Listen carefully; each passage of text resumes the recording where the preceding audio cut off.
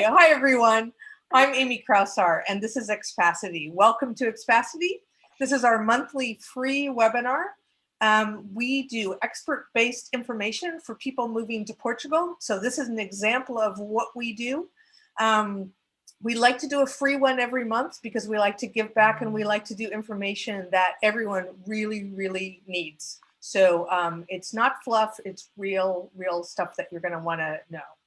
So the topic we're going to cover today, you can see is right up there. It's welcome to renting for the first time in Portugal, the process and the watchouts. Our guest is Leanne Mumford. I'll introduce her in a second. I just wanted to give you 2 seconds about Expacity, a little bit of housekeeping, like I said before. Expacity is, so we're a webinar and video resource to help you learn and understand all the things that you need and want to know to transition to a new life, your exciting new life in Portugal. I'll share more about Expacity at the end after Leanne has told us all the cool stuff we want to know.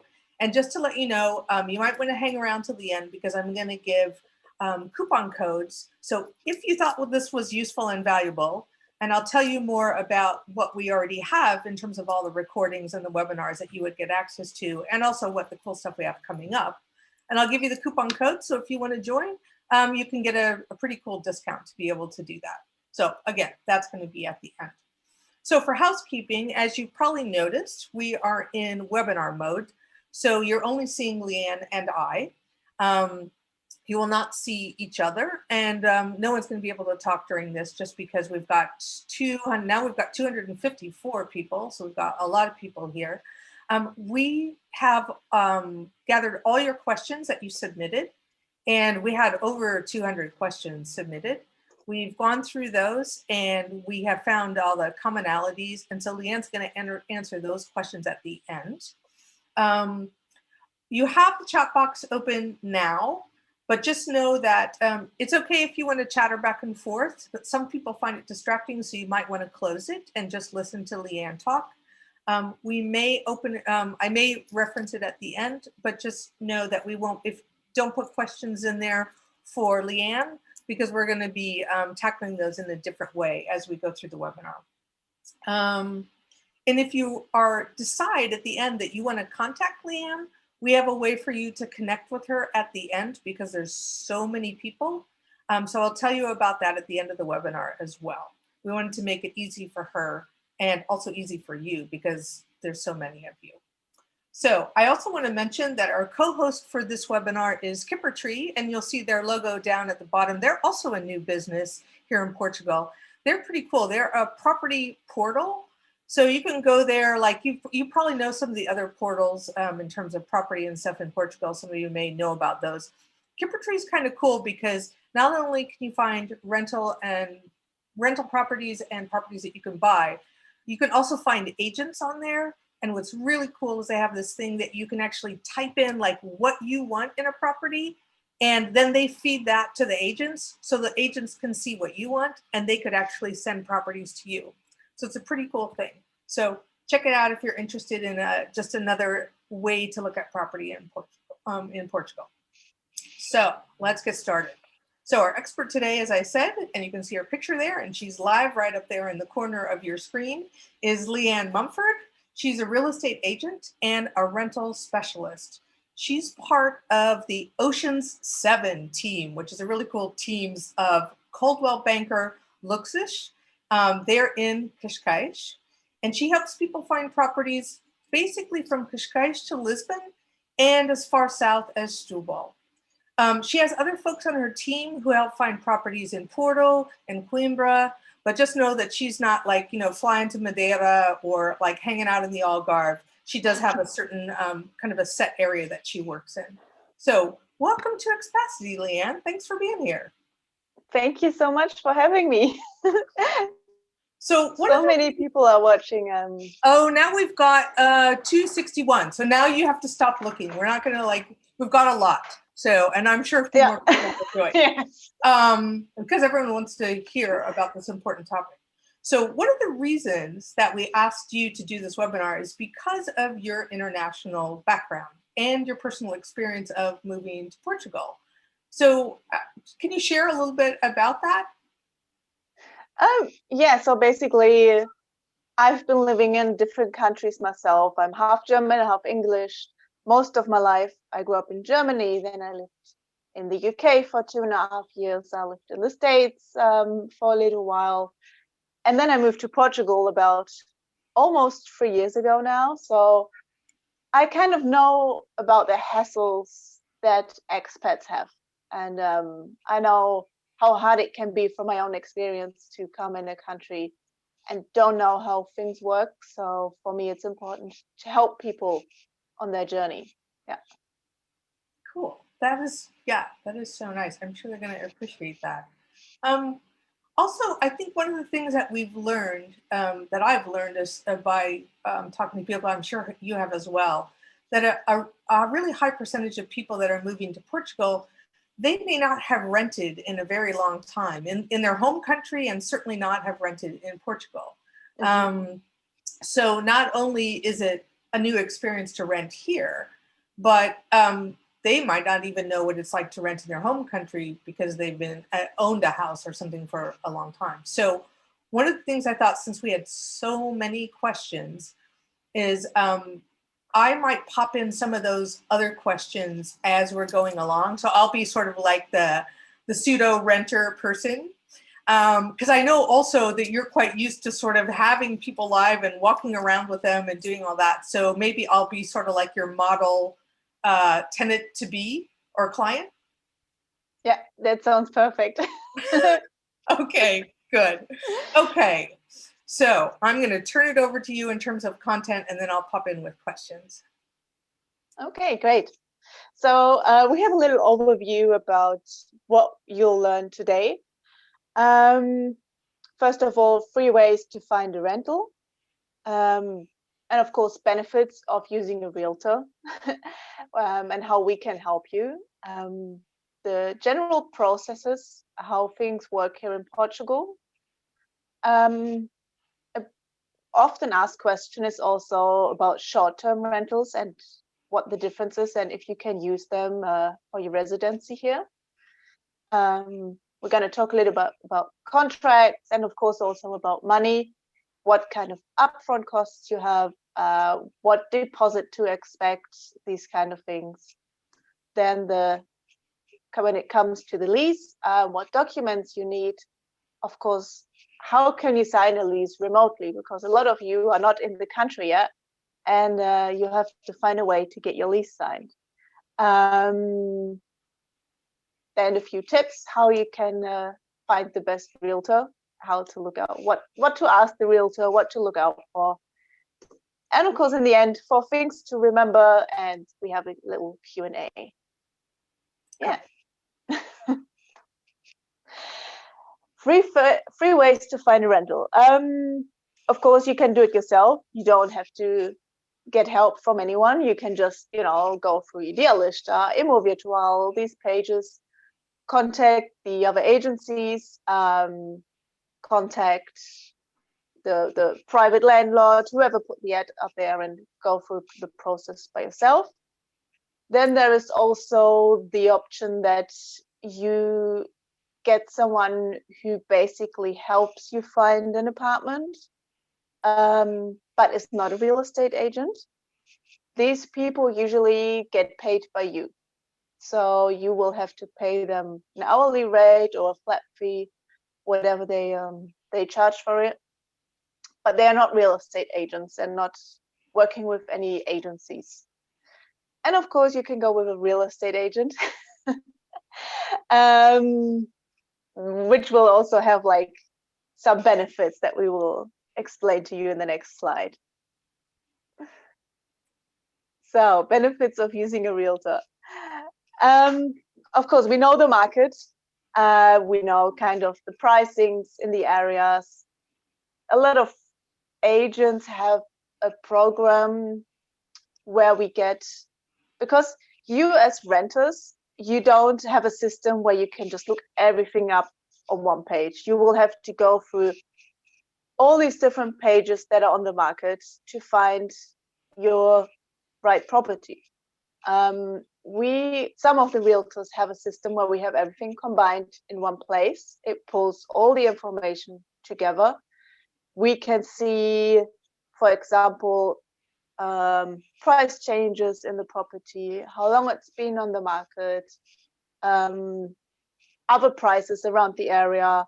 So that's going to be really beneficial for you when it comes to the negotiations. And of course, we can help you find a good area where you want to live, which is important if you don't know yet where you want to end up. And of course, the realtor negotiates for you. This can be a tough one because you want to keep a good relationship with your future landlord. So you don't want to go in there very hard, but that's something like me as a realtor, I'm fine doing it to get the best price for you. As a background information, in Portugal, everything is negotiable. So you might see a rent price and you will very likely be able to negotiate it down. Unless, of course, there is a lot of people asking already for it, but that's something your realtor can find out for you. Working with an agent doesn't cost anything for you. So all the commissions will be covered by the landlord. Make sure that you never ever pay for anything unless you need something like a power of attorney, which will come later. But you don't have to pay for any agent to help you to find an apartment. A lot of agencies have in-house lawyers. They will review the lease for you, which is good because you don't know the laws. You might not know the laws in Portugal and how everything works here. So it won't cost you anything. It's also going to be covered by the landlord to review the lease for you. And lastly, a lot of realtors, that's something maybe you want to look out for. Like some agencies, they share with other agencies their listings. So for example, if there's like a Remax listing that my clients like, or a Century 21 listing, Keller Williams, whatever, I can go to this agent from the other agency and share the listing. So I can show you the Remax listing. Some agencies are not open to do that. So maybe you want to work with someone who works with an agency that can share the listings with others. So you have the whole market open to you. Cool. Yeah.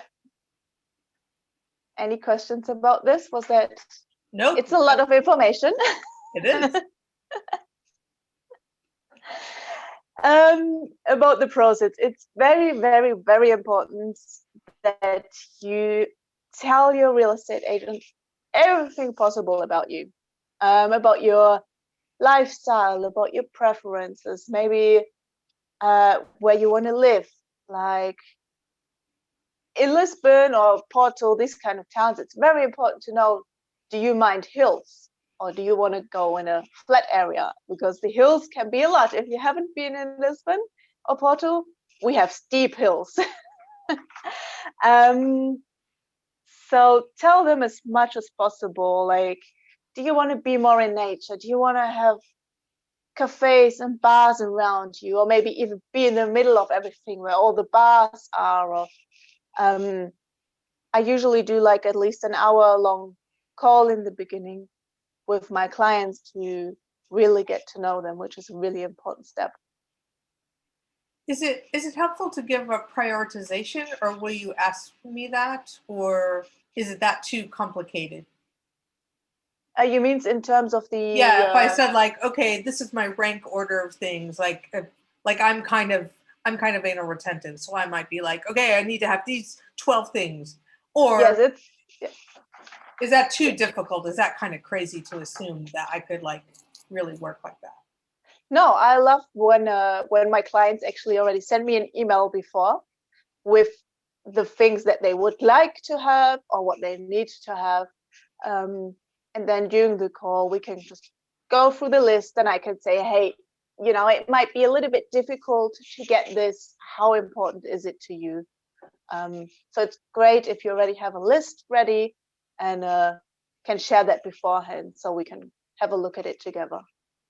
Great. Okay, cool.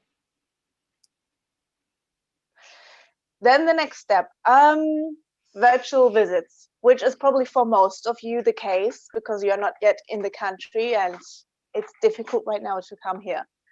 So how a virtual visit works, what I can just say how I do it. For me, it's important, like I do a video call with my clients in the property. It's important that my clients can ask me anything and everything they need to know. Like, how is the smell in the apartment? Because you are not there. You have to feel like you are there, and I have to be your senses. So you can ask, like, how is the smell in the apartment? Can you show me the inside of the washing machine? Open the cupboards. Like, all these things we go through during a virtual visit in the apartment. Also, afterwards, it's really good to make a video of the apartment, which I send to my clients. It can go very fast while you're in this apartment, or maybe we are viewing 3 different apartments on that day. You will very likely forget details. So I make sure I send them another video that I made of the apartment. You know, just to see how many cupboards were there in the kitchen. I don't know. I have no idea. And how much storage was maybe in the bathroom. These things you want to know afterwards. Another important thing, request a daylight visit in Portuguese time. It might mean that you have to get up. I had clients that are still in bed because it was 5 o'clock in the morning and we did a video call. But that's totally fine. But it's important for you to have a daylight visit in Portuguese time so you see how bright the apartment is, so you can see the surroundings, the views outside the windows. And I also walk through the street with my clients on a video call. So you can actually see the street, which is in the dark. You know, you can see the lights, but you won't be able to really see and get a feeling for the area. Yeah, and you might also want to ask for a floor plan, so you get an idea of the measurements in the apartments. This, yeah, is maybe not always possible. So on the next slide, we have a little example of anything that I do. Yeah. I will share that in a second, but I have a question because you say ask for anything and everything. Yeah. So what are some of the craziest, well, I shouldn't say crazy. What are some of the more interesting things, if you can remember, that people have asked that are like sky's the limit? Do you remember any? Well, basically, like I say, like the smell in the apartment. Does it smell like smoke? I know that's important for a lot of people. Does it smell like smoke? Can you show me, like, sometimes I hold my phone outside the balcony to see, like, to show the surroundings, and I have to make sure not to drop my phone, you know, these kind of things. Yeah. So I'll share the example. So this is your artistic work, right? That's my artistic work. Yeah, we visited a few apartments on this day, and of course you don't know what the feeling is when you go through the apartment on a video call. You don't know the layout of the apartment. Like, okay, you see the living room, you see the bedroom, but how are they actually laid out towards each other? So we couldn't get immediately a floor plan. It took a few days, but because I wanted my clients to understand the property, well, I kind of scribbled down with my best drawing skills a floor plan, which actually helped them a lot to understand, what the apartment looks like. Sometimes when you look on Idealista or any of those, I don't remember seeing lots of floor plans. Is it common to have a floor plan, or I guess I should ask, is it sort of a requirement and they just don't put them on Idealista? As if you have a realtor, do you have access to them? Like, how does that work? Because it seems like an important thing if you're looking remotely. Yeah, they don't always have a floor plan. Also, because often the layout of the apartment changes, like they take down walls, put up walls, so it's not always updated. Yeah, it's not always possible to get one, but most of the times I was able to get one. Okay. And I know that we have some questions about energy ratings at the end, but I know that those are really common when you're buying a property. Is that true for rental properties, that sort of A, B, C, D energy rating thing? Yeah, rental properties by law have to have an energy rating. They're not always the best in Portugal because we have a bad insulation in a lot of apartments. So it might be difficult if you're looking for an A energy efficiency and your budget is on the lower end, you might want to go a bit higher to find something that is a bit newer. So it sounds like it's kind of I don't know, like a Rubik's cube, but like all these different components. And that's where it sounds like you could, so if my expectations that I can have all these things at my budget, but maybe that's not possible. Yeah, exactly. Okay, you can help me sort of figure out. That's where I was kind of going with the priority, maybe. Yeah. Okay. I get a lot of questions about short-term rentals. Of course, it depends where you are coming from. I know, for example, in the States, some VFS, they still allow short-term rentals when coming to the country. Some want you to have a long-term rental just to get your visa. But once you arrive here, you will have to find a long-term rental because that's what the SEF requires. The short-term rentals are not registered with the tax finance office, with the Finanzas. They have different taxations on the properties and a license for short-term rentals. So you will have to find a lease that is longer than 1 year. I know a lot of people want to have a lease that's shorter and explore the country. But for the SEF, you will need a lease that is at least 1 year and registered with the Finanzas. Some short-term rentals might agree.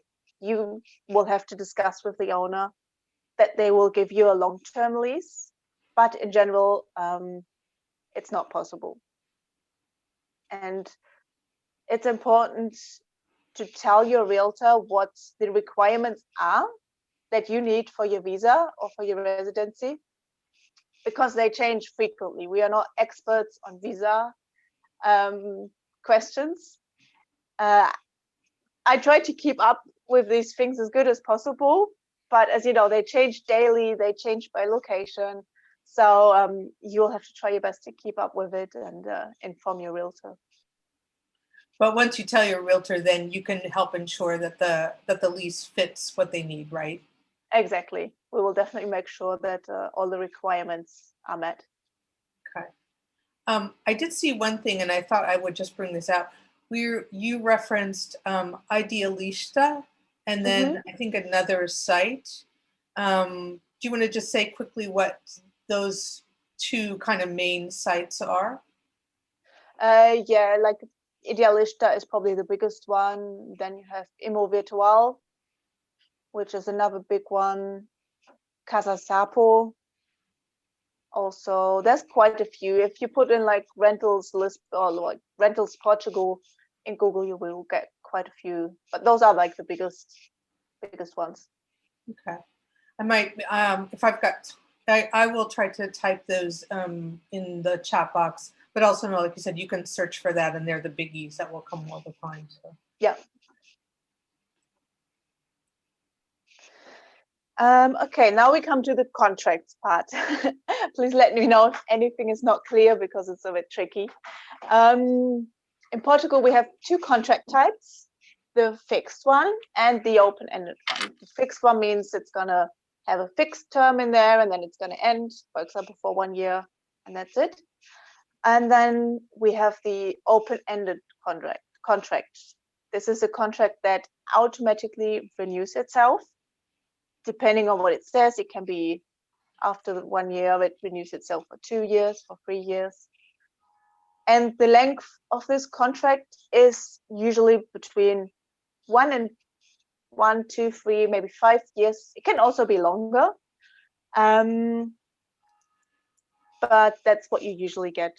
The landlords prefer usually a longer one, like for 2, 3 years instead of just 1 year. We'll get to the point afterwards on the next slide what the reasons are. But I have a lot of questions popping up here. I can't see. Yeah. Okay. Yeah, ignore those. Ignore those. I'm trying to. Yeah. Because otherwise, we'll go off into the weeds. Yes. Yeah. And this is also something a realtor can help you with, is to request a bilingual contract. Because by law in Portugal, the contract has to be Portuguese. But it's possible to get a bilingual one, which is very important. So I think a lot of us don't really understand like contract Portuguese yet. So it's important for you to understand what the contract actually says and to get a bilingual contract. And of course, as Amy just said, the realtor will ensure that the contract actually fits your requirements for your visa and for your residency here. Yeah, I'll do a quick thing at Expacity. We have webinars on, and we have one coming up that's just on rental contracts. So we go into those nitty-gritty details. So again, because you're not a lawyer, you only see it from one perspective. But yeah, those sorts of things, it's always useful to kind of know the whole details of stuff. Yeah, and we also, as I said, our lawyers always check that everything is correct, because nobody can know the last changes in the laws and what's happening. So yeah, it's important. And so if I'm working with you and we get to a point where we've got a contract, and you've got a lawyer at Coldwell Banker, do I have to pay for that lawyer to look at the contract? No, it's going to be covered by the costs that the landlord is going to pay. Okay, that's cool. Yeah, you're always free to use your own lawyer. You're not obliged to use ours, but it's a service we offer that you can use. Okay. Yeah. So now, why does the landlord prefer a longer lease? It's because it's a bit different in Portugal. It's a little bit more tricky here. By law, you only have to fulfill 1/3 of your lease. So, for example, for a 3-year lease, you only have to stay in your apartment or house for 1 year. This is different. Most of us are used to, if I sign a 3-year lease, I will have to stay for 3 years in the property, not in Portugal. You will have to give usually between 90 and 120 days of notice if you want to get out earlier. Your contract will tell you exactly how much it will be. That's also why it's important to get a bilingual contract, so you know when you have to give notice. The landlord, he has to give you at least 6 months notice before breaking a lease.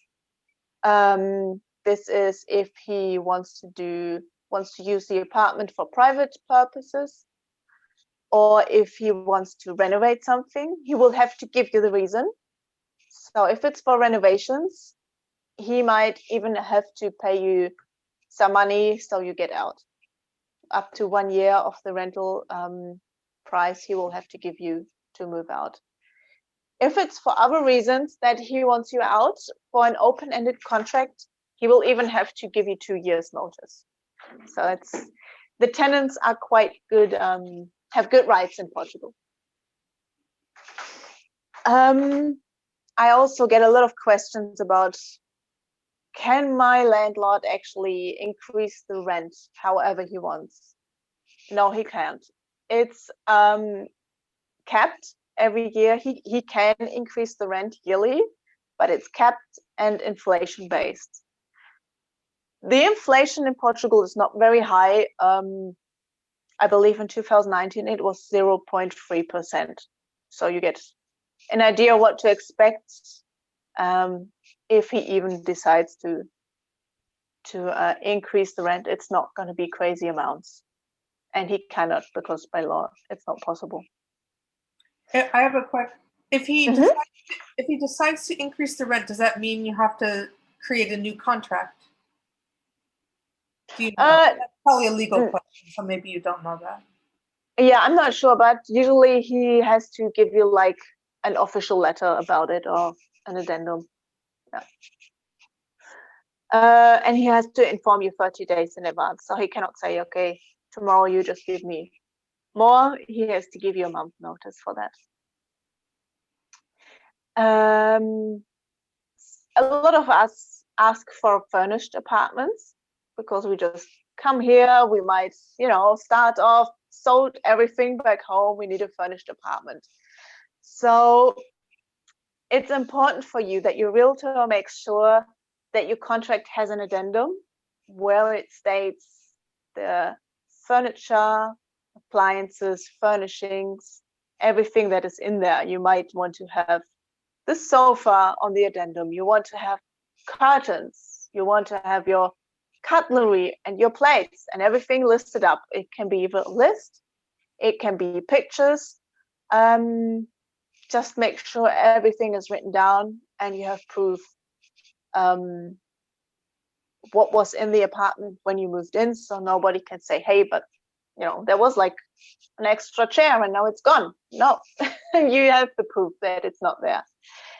Also, when you move in, ideally make sure that you get a picture if something is broken, so you have a proof that it was not your fault. Yeah, and the last point, also an important one, where they often try to, be a little bit tricky about. The landlord has to take care of all repairs that are not caused by the tenant. This means, of course, if you block your washing machine with a sock and everything is flooded, it will be your fault. But if the fridge just breaks down with normal usage, the landlord will have to take care of that. Very important point.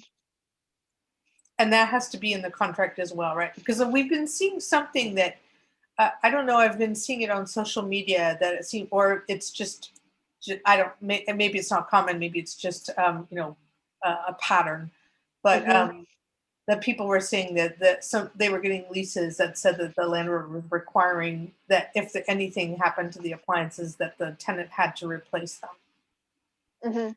Yeah, of course, it's like negotiable as everything in Portugal. If you really want this apartment and you say, okay, fine with me if the washing machine it breaks down, I will get a new one. But by law, generally the landlord has to do it. Okay. Yeah, and he has it will also say in the contract, depending on how urgent it is. For example, if your toilet breaks, first of all, you have to inform the landlord, and he can either send someone immediately because your toilet needs to work, or he will tell you, okay, you can get someone yourself and deduct it from the rent or something like that. So it sounds like it's about having a good relationship also with your landlord. Yeah. Okay. I think that's true in every country. So yeah, you live in his apartment, and often it's, of course, you get big investors here, but it's often also people that they lived in this house, they care about the things in there. So yeah, it's nice to have a good relationship. This was a question that I remember seeing, even though it wasn't on our ones at the end. And I think I know the answer, but I'm going to ask it anyway. Is there such a thing as a standard lease, like a template so that I could go and find one and I could make myself familiar with it before I moved to Portugal? I'm sure you can find one online. I never Googled for one because we have one in our agency. But I'm sure you can find a standard template. So actually, do you guys have? You said you have one Because it sounds like everything's negotiable, but probably do you guys have like a template or something that you could share so that I'm just curious because, if there was a way for me to sort of learn a bit beforehand. Yeah. Yeah, we can definitely check if there's something we can share beforehand. So it might be possible just to see something. Okay. Yeah. Just curious. I knew I saw that question coming around. So, oh. Yeah. Oh, the most important part. Yes, money. Again, everything is negotiable. Yeah, in Portugal, nothing is fixed. There's no black and white. There's a lot of gray in the middle. And yeah, you'll have to see how you get together in the middle of things. So upfront costs is usually you have 2 months rent upfront, plus 1 month deposit, plus a guarantor. In Portuguese, a fiador. This means, in general, it has to be a Portuguese citizen or resident who has been living here for a while. He has to have his taxes paid in Portugal. He has to show his tax return. He has to usually show his last 3 income statements, because in case you stop paying the apartment, he is the security for the landlord and will have to take over paying for you. Of course, most of us expats don't have this person here, or maybe don't even want to get someone involved because it's a really big responsibility. So in this case, to give, of course, the landlord wants a little bit of security to know he doesn't know you. He doesn't know which person he is getting in his apartment. He doesn't know yet that you're a responsible and reliable person. So what they usually request is a little bit more rent upfront. I heard crazy things like people paying 1 year upfront. I didn't have that yet. Again, this is something where I can help negotiate. I don't want anybody paying 1 year rent upfront. It's a big chunk of money. So usually I get like 3-4 months rent upfront for my clients, plus 1 or maybe 2 months deposit, depending how everybody feels. But that's something I always discuss with my clients when we go into the proposal.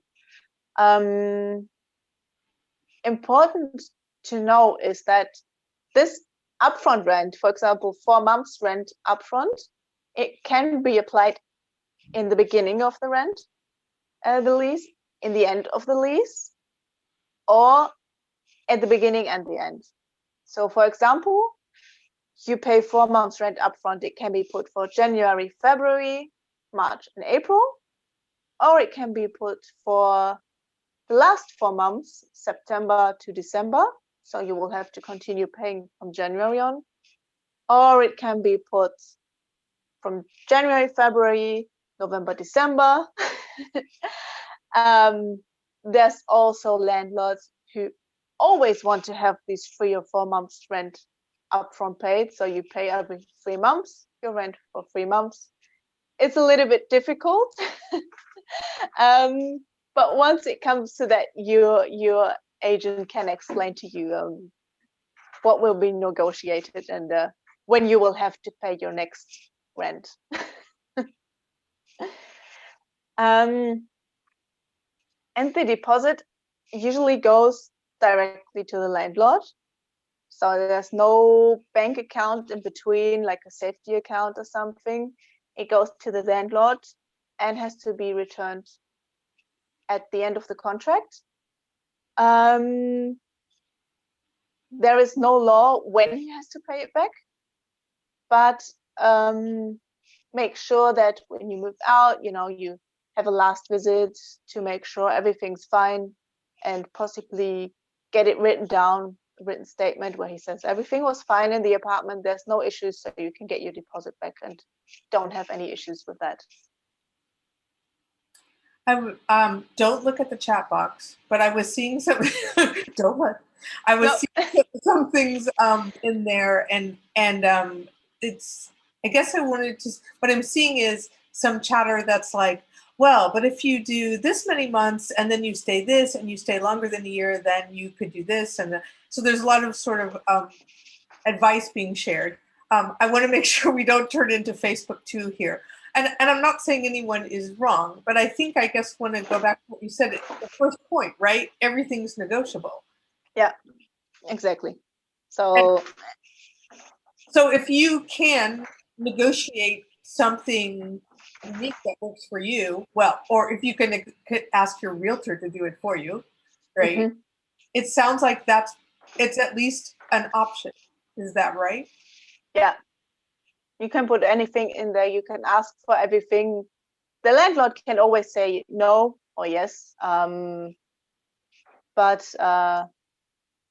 it's negotiable. It sounds difficult, but it's actually easy. You will get used to it. Okay, I'm going to go to Yeah. the next page. So, how do we get this done? Yes. So once you have everything negotiated and it comes to setting up the lease, doing the draft for the lease, you will need your NIF, which is the Portuguese tax number. You will need this for everything. Some of you might already have it, but the NIF you will need for opening a bank account, buying a car. You will need it also for the lease. Then you need a copy of your passport and your current residency address. So some people live with their children at the moment because they already sold their house. You can give that address, for example. Um, and lastly, if it's multiple tenants, you want to put everybody on the lease because you will need this also as a proof of address. For example, if you want to open a bank account, you want your name on the lease. And they also want to know in what relationship you are standing towards each other. So if you're married, if you're just roommates, if you're a couple, it's just for the legal, like how everything will be divided. Yeah, Great. yeah, it's pretty easy. You don't need much. Okay.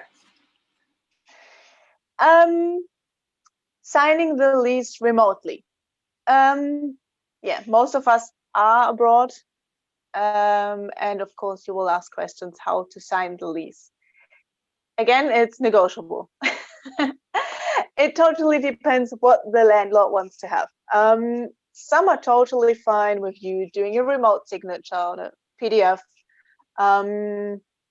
So they will just send you a copy, you sign it, send the copy back. And once you come here, you can sign in person. So each of you has the original document. Some require a power of attorney. This will be something that you will have to pay. Our lawyers can also do it. I can always put my clients in contact with the lawyers, but it will have to be paid separately. Which is also the lawyer here in Portugal will sign it in person for you, and it's actually pretty easy, straightforward. Okay. Here we go, the favorite part. Yes. How do we find someone like you that tells us all the inside scoop? Yes. First of all, ask for personal recommendations. I do get a lot of clients just through recommendations. Somebody else has the experience already and knows how this person works. We always advise to talk to several realtors instead of just one, because you really want to find someone who you feel good with, who you can trust, and where you feel like you can ask everything. You don't have to feel silly for asking certain things. You just have to be able to be honest and open with your realtor, because you're looking for your home. It's such a personal thing. It's not buying a pair of shoes. You are looking for your home, and it's really, really important that you trust this person and that you know this person has your best interest. Not someone who's just like after money and doing business. It's much more personal than that. And of course, like, we've got some tips for you, like what you could ask the realtor. For example, registered properties. As I said earlier, for the self appointment for your residency, you will want a property that is registered with the finance offices. So, for example, I had clients who they really liked an apartment. We put a proposal in. Everything got accepted, and in the end, I said, "Well, this will be registered with the finance office, right?" And the other agent told me, "No, it will not." But of course, you would expect other agencies to work only with that. But it's important that your realtor takes care of this. Make sure to find out what the process is for virtual visits, and if they do these video calls with you, and if they're willing to send you another video, if they're willing to go with you through the streets. It's a lot of work, so make sure you find someone who is willing to do it for you. You want to find someone who has an agency lawyer if you don't want to use your own lawyer, to get the lease checked. Ask them how they get paid. You don't want to pay someone, or maybe pay them and they also still get the commission or something. A lawyer that will be with an agent that will be with a registered agency, you will never have to pay it. There's no costs for you. Very important point. Do you share listings? As I said, are you open to the whole market, or are you just working with the listings that you have in your agency? Make sure, ask them, do you have a dual language contract? Will it be in English? Will I understand what the lease actually says? And of course, make sure if they negotiate for you. So you keep a good relationship with your landlord. So it sounds like, yeah, because when you were talking about some of these, maybe they're not a real estate agent. Yeah. So if you wanted them to go outside and do on a virtual visit and do the neighborhood, and if you wanted them to find a lawyer to review a contract or something, that probably is going to add additional costs. So you might be paying for them anyway, but again, if they do an hourly rate or something, those are all things that you might want. But yeah, and if you decide to go with that sort of person, you would certainly want to make sure that they would tell you what the cost would be for all those things, and not just they say, sure, I'll do that. Because again, if that's a choice, you can go that route, but you want to make sure to know what the costs are up front to do everything. Exactly. It can easily be, depending how many apartments you look, like 10, 15, 20 hours maybe. Just the research. It's really frustrating that sometimes it's hard to get hold of people, so this person will have to do it for you. That can take a lot of time, because real estate agents are busy, so they don't always answer the phone, they don't always get back to you, maybe then they're busy. It will add up the hours, definitely. And actually, that's something that just came up. I remember seeing this question, but I think it might be important to add here. So do you know, do agents, or do you say like, okay, you get 10 properties, and that's and that's all I'm going to share with you, or can I be the worst client in the world and say like, no, not that one, go find me 5 more. No, that one. I mean, I know I'm being funny, but how is that managed? It sounds like that's upfront. I have to be sure to tell you things, but is there a cap, or is there some way that I can help that not happen? Because I'll get frustrated too, right? Yeah. So I usually send my clients a list of properties that I find, and ask them, to also make little notes under each property, so I get a feeling of what they like about this place, what they don't like about this place. And depending on that, I can find better properties that fit for them. But there's no cap, so it's If we search for half a year, we search for half a year. Or I will tell you, like, okay, this, like, you have to be realistic because we might not find what you need. Yeah. They're looking for the perfect thing that doesn't exist. So yeah, it's possible. Yeah. Okay. 4 things to remember. Very important in Portugal. Everything is negotiable. Never forget that. Don't get scared if you see in an ad somewhere, if they say we need this and this requirements before you can even rent the apartment. No, it's negotiable. Very important. Also, have a lawyer review your rental contract. Nobody of us knows the laws in and out, the last changes of the laws. We don't want to get tricked, so make sure, let them look at your contract. And this is the case if you go by yourself or through an agent. Don't pay anything other than rental property costs. So the upfront rent and deposit, and maybe a power of attorney if you need one. But other than that, never pay anything else unless you get one of these house hunting peoples where you agree upfront on whatever needs to be paid. And lastly, only work with someone that you trust. Never get someone where you have like a little bit of a dodgy feeling, something's off. It's your home. It's the place where you will spend the next time when you are in Portugal. You have to feel good in the place where you live. Great. Okay. Yeah. So let's go to some of the questions and answers. I'm going to stop screen sharing here so that we can just see your face.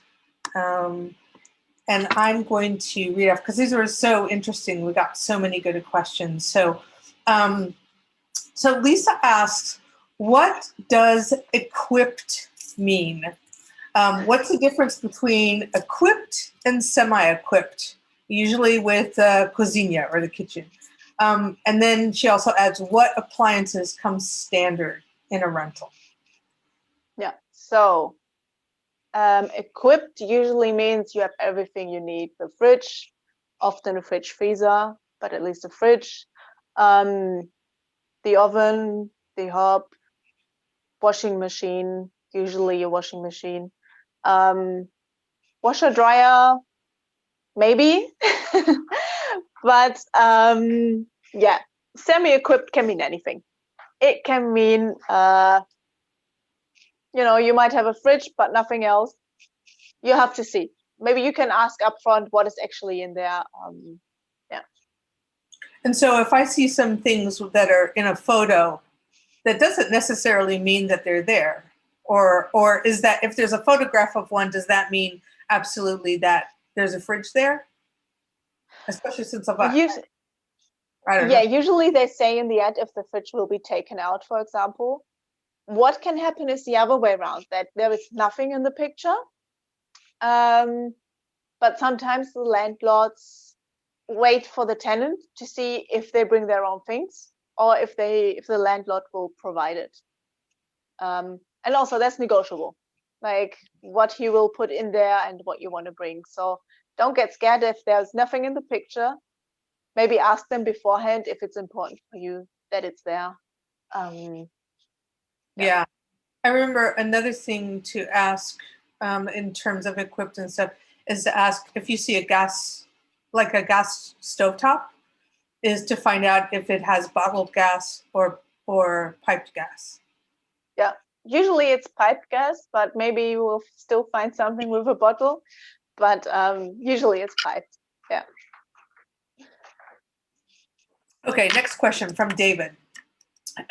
David says, I keep hearing about how cold houses are there.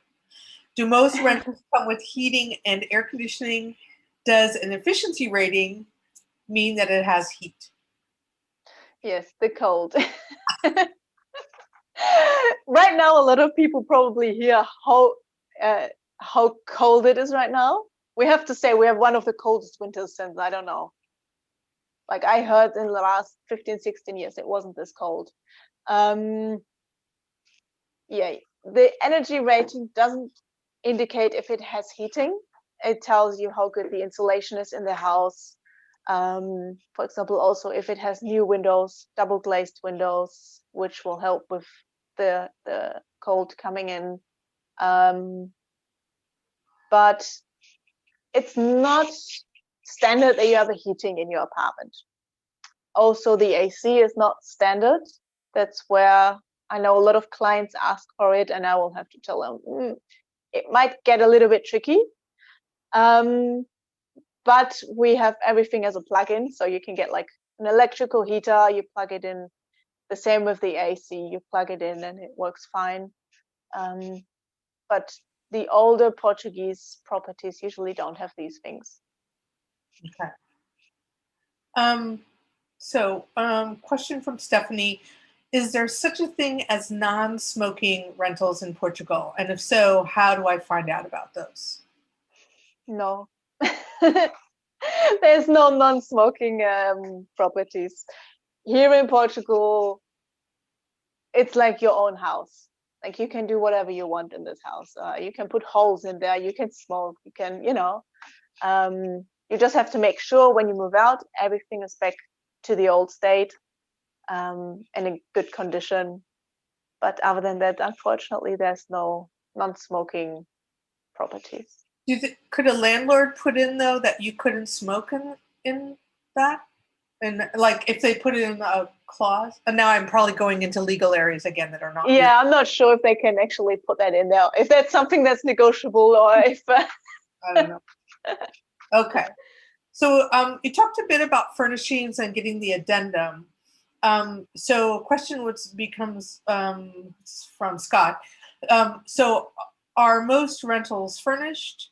And also it goes back to this: what is semi-furnished versus fully furnished or furnished? And can you also ask for a rental to be furnished if it's not? So it depends where you want to go. Of course, in Lisbon, you find more furnished apartments. If you go more in the rural areas, it might get a little bit more difficult to find something furnished. If something is furnished, you can always ask if you don't want certain things in there that they take it out. Like if, for example, you bring your own bed. Like I carry my bed around everywhere. It's been in Germany, England, back to Germany, and now in Portugal. So sometimes you can request that certain things get taken out. If something is not furnished, it might be difficult. It depends on the landlord to get it furnished, because it's probably very expensive for him to do that. And this is something that you might want to, if you have, for example, a longer lease, he might be willing to do it. But that can be a bit difficult. Yeah. And semi-furnished, yeah, it can mean anything.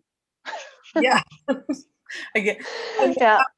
You may not know this either, but maybe it's come up if you've heard of this. Do you know if there are furniture rental companies? Like in the United States, in big cities, there are furniture rental places. Are those there here in Portugal? They're not a thing. I've been researching that like crazy, and I've contacted a few companies that actually do leasing for, short-term kind of things. Nobody got back to me yet. But there's no, like in general, no company that rents you furniture for a few months. Okay. Yeah, I work with an interior designer also, and I asked her, and she didn't know about anything. Okay. So even in interior, Yeah. So, I just saw a question like about like staging companies. Staging companies is also not a big thing in Portugal. So one of the things that you might be used to in a large metropolitan area, or I will say United States again, if you're in a primary or secondary city, I will even speak from growing up in a quite a small town. and you have to think about what those things are like. It's a lot of those things are not, they're just not common here. Again, it's a country of 10 million people, and it's not a wealthy country. So a lot of those things that you might be used to are generally not here, but it's a good thing to ask the realtor as well. I mean, those are excellent questions for a realtor, and to start, thinking some things. I just want to add, there are a lot of great questions coming up on the on the chat box. I want to say from a lot of them, I think the answer is it's negotiable. It's negotiable. And I don't mean to be facetious, but there's a lot of like, well, can I have a 1-year contract, and what is this? And I think your last parting comment was, one of your points was everything is negotiable. So it's we're going to get to lease terms negotiable. I think I see a question, and it ties into the next one that I have from Kevin. So Kevin says that he has a dog and a cat. Oh, he's like you.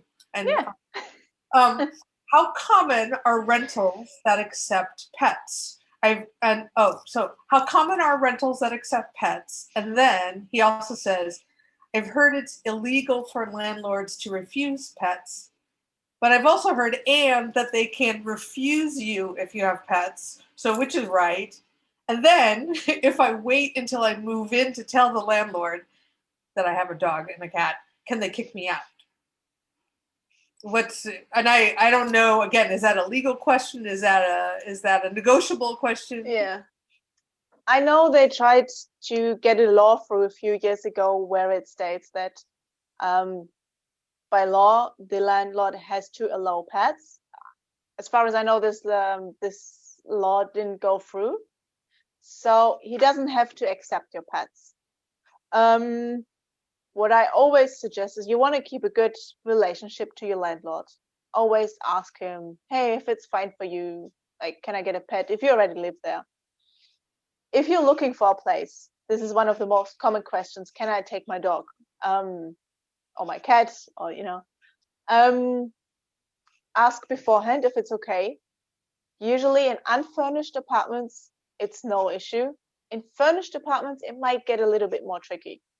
There is a bit more, they might also ask, what kind of dog do you have? And maybe you can offer 1 month more security deposit upfront. That gives them a little bit of, extra safety in case something happens to their furniture. I also just negotiated for a client, like, she doesn't have a dog yet, but she wants one in the future. So we're going to put in the lease that a dog will be allowed. Make sure what your lease says when you sign it, and that you keep the options open for that. Yeah. But in general, it's possible. Unfurnished apartments, usually no issue. Furnished apartments, a bit more difficult. Okay. Yeah. Okay. That was another question that may be sort of related to that. Somebody wanted to know, I'll give you 2 questions sort of for this one as well. And that is, the first one was sort of related because I know it came with pets, is like, how common is it to find apartments that have like a garden or a yard? And then there was another thing, it was like, oh, I just, see all these high rises.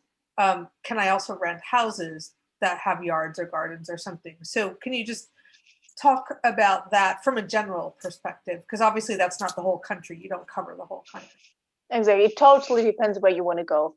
That's also something where your agent can help you to figure out the right area. Yeah, you have areas where you have more high-rise buildings, and you will very unlikely have a garden. Maybe you can find something with a terrace. But your agent can help you to find the right area where you are more likely to find something with a garden. It can, of course, it's limited. For example, in a city like Lisbon, you have not a lot of space. Lisbon is quite tight built, so but some ground floor apartments do have like a small garden in the back. Yeah, those are called R/C, right? Residential. Yes. Yeah. It's always tricky. You have to have your Google translator with if you're on some of the sites that are in Portuguese, because they only transfer some things into English. Yeah. Good terminology. We have to have a webinar on all the renting terminology, because we Yeah. could have a whole nother hour just on that. I've got two more questions. One is from Janice. So because of COVID, I won't arrive in Portugal until August or September. Can I give the landlord or a realtor agent, someone like you, a deposit to hold an apartment for me without having to sign a lease? Probably not. Most apartments here already empty, so there's no tenants in there, which means they are available immediately. And for the landlord, it would mean that the apartment stands empty until the summer and he won't have any income. So it's very unlikely. Apartments go quickly once you find a tenant. It's very unlikely that he will keep it empty for a few months. Actually, is there a seasonality anymore? So in other words, is there a really secret great time to look for apartments that not that I suppose if you're coming with your residency that you have a lot of choice, but for instance, is it super hard to find them at some time of year, or is it just crazy and still crazy that apartments and everything are going really fast, even with COVID, and I shouldn't say apartments, rentals in general? Yeah.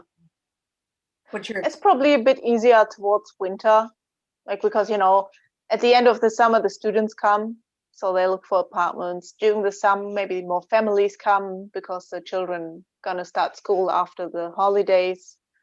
So possibly in winter when the weather's more bad, nobody wants to go outside. So maybe then it's a little bit better, but in general it's crazy all the time. Portugal is growing so fast. Yeah.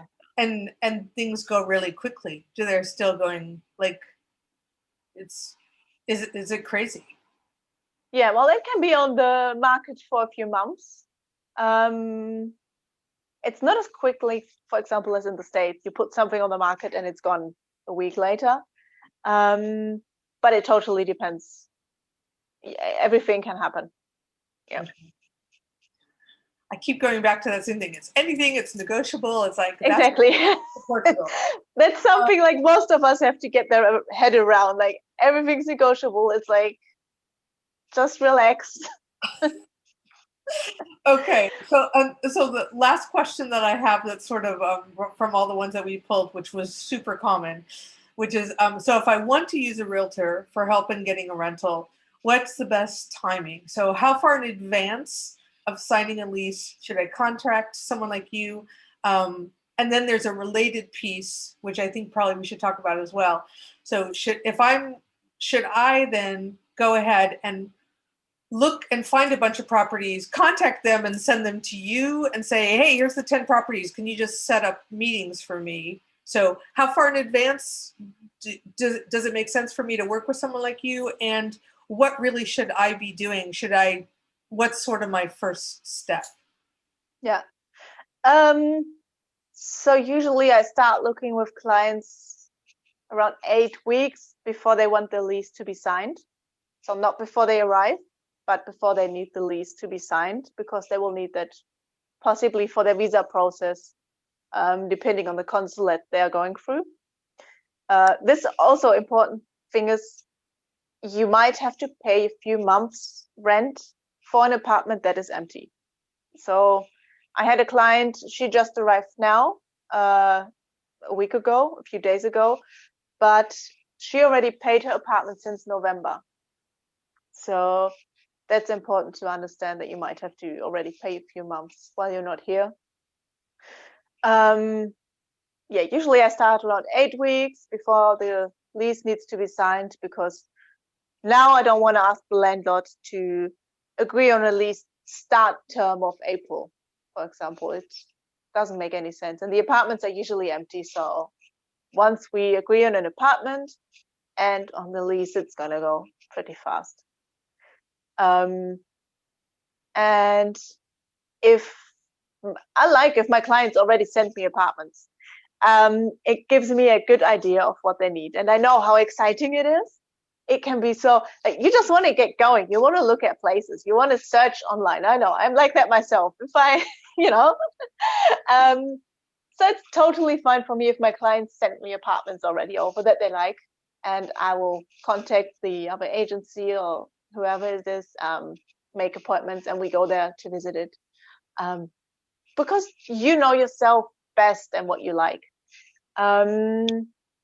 Important is that they don't contact them before, Why is because that? Yeah. once they contact this other agency, they will be registered with them, and I cannot represent them if they are already registered with the other agency. Okay. Yeah. So that's an agreement. That's a law or something that's, and so Yes. what if somebody contacts the landlord directly? Like, let's say that there's some, because we've had some questions here about, there are apartments, of course, that are not using an agent, and you Mm-hmm. might contact the landlord directly, or one of these other folks that we talked about. So if I contact them first and say, hey, this is, I'm interested in your apartment, and then I send that to you and ask you to contact for me, is that an issue? Because then who gets the commission? Do you not get a commission, or because the landlord says, oh, you talk to them first? Yeah, with landlords, it can be a bit more tricky. Sometimes they don't want to work with agents, sometimes they do. But there's nobody registered or anything with that. It's fine. Okay. And Yeah. we'll also see the same property listed multiple places. Yeah. Talk about that That's for a second. I mean, yeah. That's also a good point, because in the program that we have, uh, where everything gets pulled together, I can see where this apartment is listed. So sometimes they have different rental prices on the apartment, and of course, I would go with the cheapest one for you. Um, but it's a thing in Portugal that apartments are often listed with several agencies, and maybe one of them doesn't work with other agencies, so we can't have a partnership and share the commission. But then I call the other agency and they might be open. So so again, it's a good thing to talk. And you already said you can probably negotiate the rent down anyway, almost always. yeah, So even if another one is listed cheaper, if they don't share, then it's a, so yeah. And I'm I can starting, say, yeah. I'm starting to realize that when I looked for apartments in the past and did it my own myself, that was really dumb. So I shouldn't say that was dumb. It was definitely not easy. Now I own my place, so lucky I don't have to do that. But yeah, and I imagine it's quite more difficult now. So,